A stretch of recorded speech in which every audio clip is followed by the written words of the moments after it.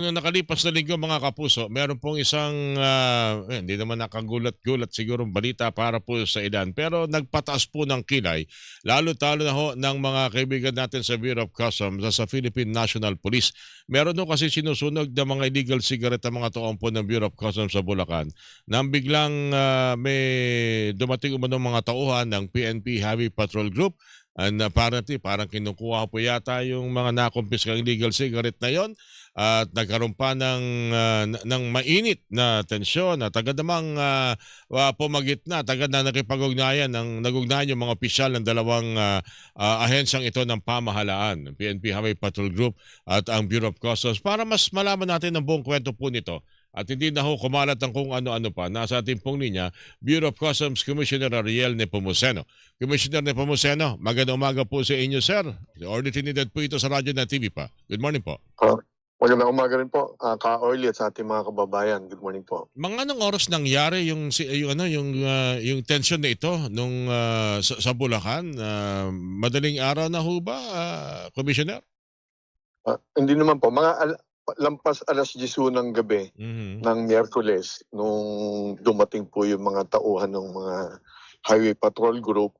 At yun nga, tama po kayo, kasalukuyang sinusunog po yung mga nahuling sigarilyo ng Bureau of Customs. Dahil ang utos ko sa akin mga tauhan, siguraduhin talagang walang lalabas sa merkado Mhm. yung mga sigarilyo na yan. Dahil lagi napapabalita dati bago pa ako maging commissioner.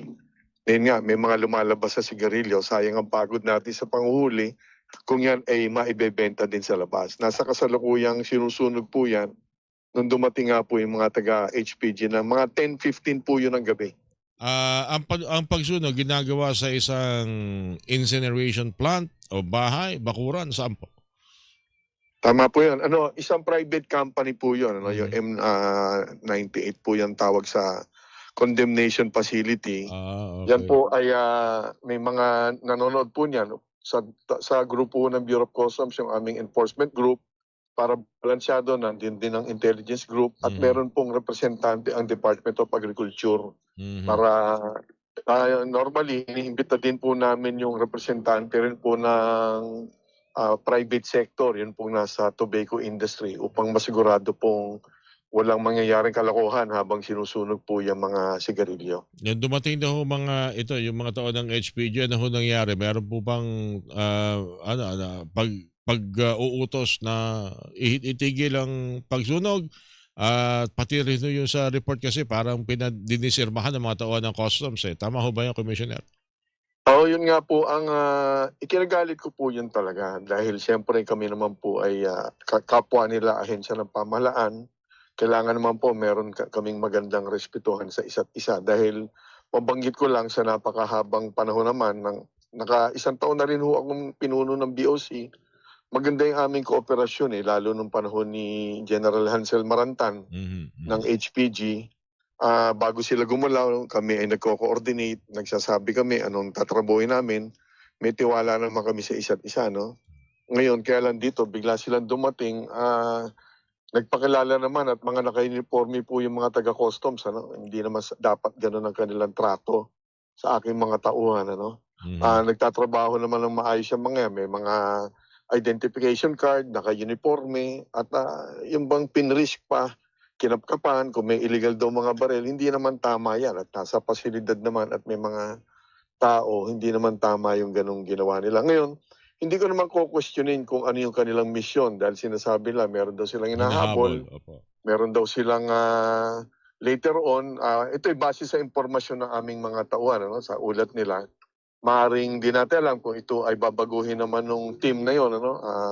Pagkakaunawa ko ay parang tinanggal na yata yung team na yon na nagpunta diyan sa Santa Maria, Bulacan, ano. Mhm. Ang paliwanag nila, meron daw silang hinahabol at nagkamali yata at nandun daw pala sa kabilang warehouse o lugar yung kanilang hinahabol, hindi Mhm. naman daw dun diyan sa lugar namin, no. Ayoko namang questionin yung kanilang operasyon, ano, kung ba't sila nagkamali sa kanilang pupuntahan. Kaya lang, again, nagpakilala na yung ating mga tauhan, naka-uniforme, at sinusunog yung mga sigarilyo. Hindi maganda sa samahan ng mga dalawang ahensya po yung ganyang klase po ng pagtrato sa Mm. kapwa natin na tauhan din naman ng pamahalaan na mga tauhan. Nung tinawagan kayo, saan naman ho kayo nakipag-ugnayan, sa tanggapan ho ba ng PNP chief o sa pinuno ng Highway Patrol Group, Commissioner? Gano'n po, nalaman ko po 'yan, pasado 11:00 na, buti na lang ako naman kasi natutulog ako mga 1:00 ng umaga. Ginawa ko sa aking mga tauhan, sabi ko, "Stand your ground, 'wag mainit ang ulo, eh, siyempre pare-parehong may baril 'yan, 'di naman Mhm, maganda mm. 'pag Tama, magpuputukan 'yan, ano." tama po. Kaya lang gabing-gabi na, nahiya naman ako. The next day, inimpormahan ko si Secretary John. John Vic, Commissioner. Hindi naman ako naniniwalang ito-tolerate nila kung may mali dito sa ground, ano. Kahit ako naman, kung Commissioner, may mali ang aking mga tauhan, hindi rin Commissioner, natin 'yan papayagan. Commissioner, pakiulit lang po, naputol po yung unang binanggit niyo, yung tinawagan niyo si Secretary John Vic Remulla lang po ba? Si Secretary John Vic Remulla at si General Nartates. Kasi Alright. magkakaibigan naman ho kami niyan at nagtutulungan talaga. Marami na kaming pinagsamahang, successful operations laban sa sigarilyo. Kaya't, ako'y, nagsabi sa kanila regarding yung procedure lang naman, ano.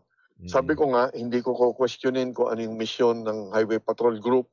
Maaring may lehitimo silang operasyon at kung yan ay, Oo. kagabi meron akong nabalitaan, kung mabanggit ko lang, na yun daw ay meron silang hinahabol na taga Bureau of Customs na nagtitinda ng, sigarilyo. Although kagabi na lang yun, ano. Oo. Sabi ko nga, kung yan ay talagang merong taga customs talaga silang hinahabol, eh, ako'y matutuwa 'pag mahuli pa nila yan, kasuhan nila kaagad. Mhm, mhm.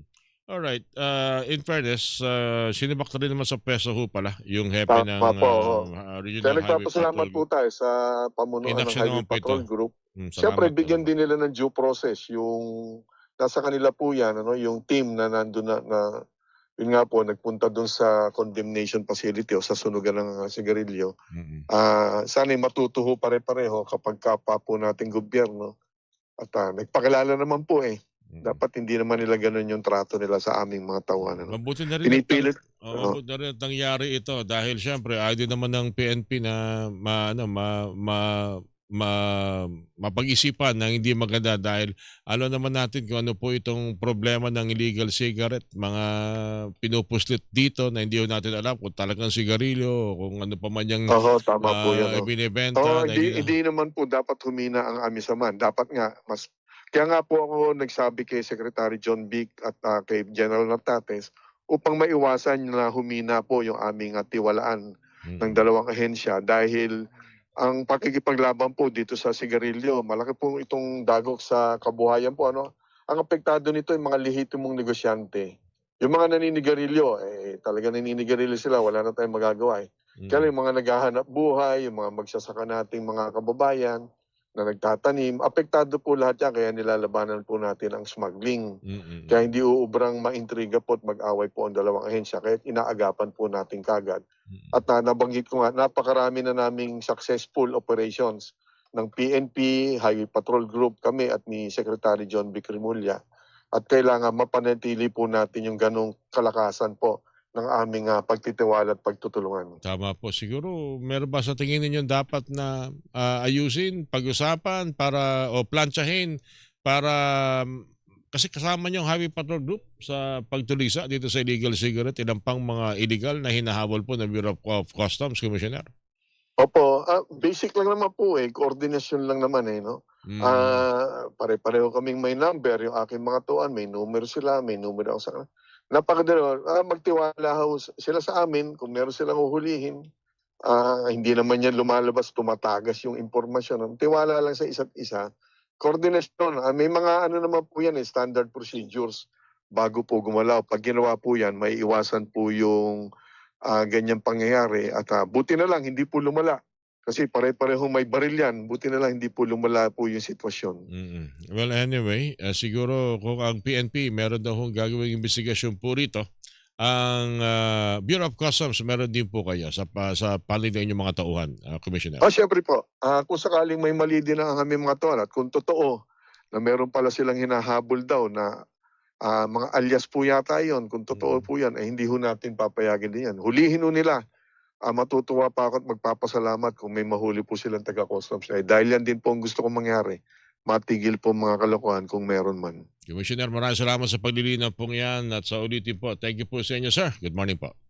Salamat po sa pagkakataong magpaliwanag. Thank you po. Si Bureau of Customs Commissioner Ariel de Pomoceno ang inyo pong napakinggan, mga kapuso. Buena Manong Balita.